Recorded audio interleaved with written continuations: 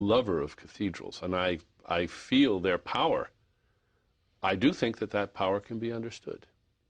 And I don't think it is diminished. I don't think it is diminished. What do you mean it can be understood? It can be. I said to Joseph Campbell, "You're a man of faith." He said, "I don't need faith, I have experience." Interesting, subtle transformation of the question. How do you understand that experience in that cathedral? First of all, it helps to be steeped in the traditions of the cathedral, to be able to look up and to tell which saint that is up there in that niche, and which story is being illustrated in this panel, and to recognize the music and to know its roots. I think that knowing the lore, the traditions, the history of Christianity, it's the only religion I know well, I couldn't understand it without steeping myself in that lore a lot. And one of the reasons that I don't write about Hinduism in this book is I just haven't had time to marinate in all the world of the Hindus. Other people are going to have to do that. All right, but you know the lore. But there are people, I've seen people climb those cathedrals steps who had no knowledge whatsoever of the lore, of the statues, of the carvings, of the tradition. But they are deeply moved by what? And I'm deeply moved by Chichen Itza, which was in Mexico, which was a temple which was used for human sacrifices. It's an awesome, blood-curdling and hair-raising experience to stand there and to realize what the religious practices were that were engaged in there. It's very moving, and thank goodness you don't have to believe in it to be moved. But you're talking in the cathedrals about the aesthetics of it, right? Here you're talking about the history of it in these pyramids. Well, I'm talking about the aesthetics in both places. I mean, Chichen Itza is a fabulously beautiful place. And so is it beauty moving you? Of course. Religions have always harnessed beauty. Every religion, because this is a way of harnessing love. And what better idea could there be than to bring love to your side and make it a partner in whatever you're doing?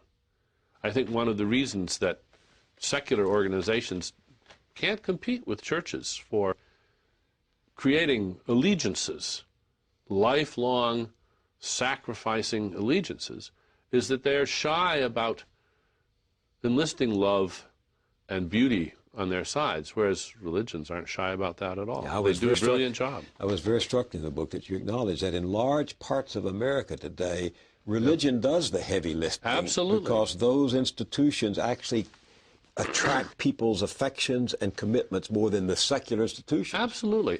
And that's why I don't want to destroy religion, because I think religions in those guises are doing a tremendous job of creating infrastructure for moral teamwork.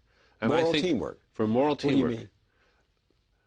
Look at the job the churches did in ending segregation. Look at the job the churches did in ending apartheid. There is no human institution on the planet that can match a church for creating a cadre of people who are powerfully motivated and devoted. They're willing to take risks. They're willing to make huge sacrifices. They're willing to devote their lives to a cause. And that's all wonderful. There's one thing about it that I really worry about. What's that? And that is, unlike their secular counterparts, they are too willing to say about complicated matters, don't worry, we've got the answer, and it's very simple. And they encourage people to stop thinking. And that's, if, you know, a secular organization, if it was prepared to say, oh, look, these issues are all very cut and dried, we've got a book which says exactly what you should do on every occasion, just listen to the authorities in our church. They're the ones, they're the only, you don't have to think it through, they will tell you the right and wrong here. Secular organizations won't do that. But I know so many people of towering intellect who are Christians, who are people of faith. They don't see that reason violates their faith. But those are people who are also very often, the first to stand up and say, in one informal or formal organization or another, to their own church, but we don't approve of the path you're now taking us down. We've thought about this, and we do not approve the path that you're taking us down.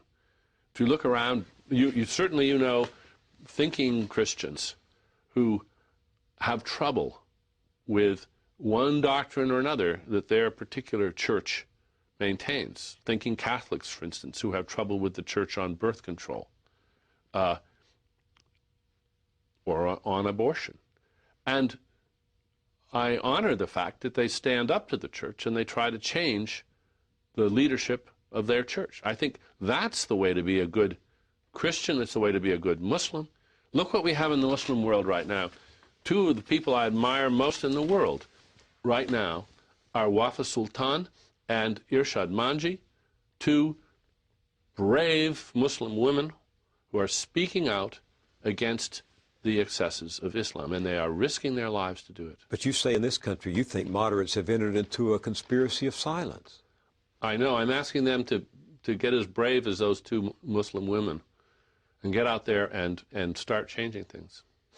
How do we in this democratic society build humane and efficient institutions that can attract the affection and the loyalty and the commitment of all of us, no matter what our powerful thing? Boy, that is a great question, Bill, and it's one that I am trying to answer.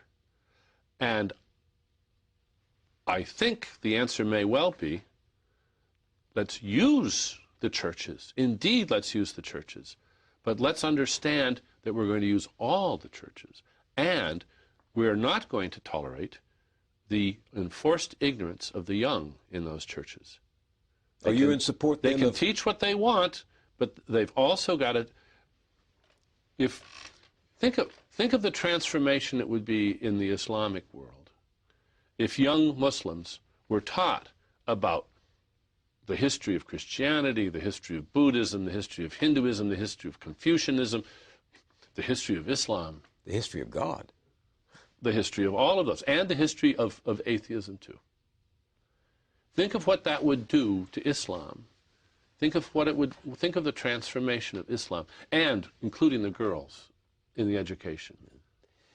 How can we not press this forward? So the theists have not proven that God exists, and the atheists have not proven that God does not exist. Right. Where does this leave us? It leaves us at a complete standoff, and let's leave it there. That is not the important issue. I mean, I think one of the points of my book is that for deeply religious people that I've talked to, the arguments of philosophers for and against the existence of God just don't cut any ice. That's fun for philosophers, but that's not what matters to them. Nobody is convinced of the existence of God by those. I've never met a person yet who started off atheistic and then read Aquinas and Anselm and Paley and said, "Oh my gosh, I guess God exists." I've never met such a person, and I've met very few who were really convinced by the atheist arguments in the other direction either. I think, first of all, as I said, since the term God has been pretty much decoupled from any comprehensible, clear meaning that everybody can share, it means that who knows what atheism even is? I mean, how many different kinds of atheists do I have to be an atheist? You are an atheist about every one of those except one. I just go the full route. I don't see a single one that I think really deserves to be called God. So although, if somebody wants to say that what they mean when they say they're a theist is that they believe that the universe is just a wonderful, wonderful place, and I say, then I believe in that too. Does that make me a theist? But millions of people still want house calls. They want to be able to believe that God has visited them.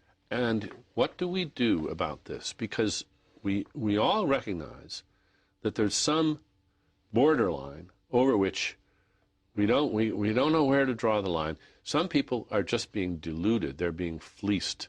They're being taken to the cleaners. They're giving their money to some charlatan